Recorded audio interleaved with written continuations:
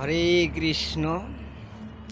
এই যে হিন্দু সনাতন ধর্মের যে সাধু গুরু বৈষ্ণবরা রয়েছে, এনাদের যে ক্ষমতা বা এনাদের যে শক্তি, এনাদের যে জ্ঞান বুদ্ধি, এটা কিন্তু করোনার সময়ে প্রমাণ হয়ে গেছে।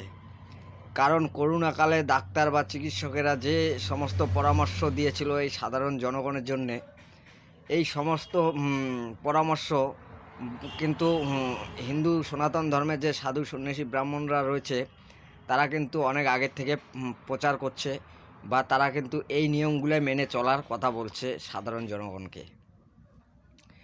যেরকম মনে করো যে করোনাকালে যার বাড়িতে করোনা হয়েছে সে বাড়িতে কাউকে ছোঁয়া যাবে না, বা কারোর সাথে মেলামেশা করা যাবে না, সে বাড়িতে প্রবেশ করা যাবে না।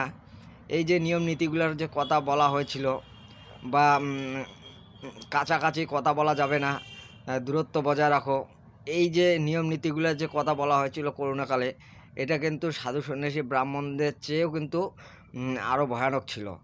তাই এই যে হিন্দু সনাতন ধর্মের যে সাধু সন্ন্যাসী ব্রাহ্মণরা রয়েছে, তারা কিন্তু অনেক আগের থেকে জানতো, বা তারা অনেক আগের থেকেই এই জিনিসগুলো জানে যে এই যে কলিযুগ চলছে, এই সময় কিন্তু এরকম একটা মানুষের মধ্যে প্রভাব পড়বে যে ছোঁয়াছুত মেনে চলবে না, সে কারণে সাধারণ জনগণ অনেক রকম সমস্যায় পড়বে বা বিপদে পড়বে।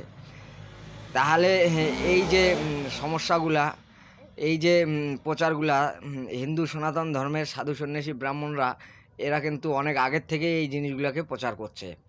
তাহলে হিন্দু সনাতন ধর্মের সাধু সন্ন্যাসীদের মধ্যে কতটা জ্ঞান, কতটা গুণ রয়েছে, এখান থেকে কিন্তু অনুভব করা যাচ্ছে।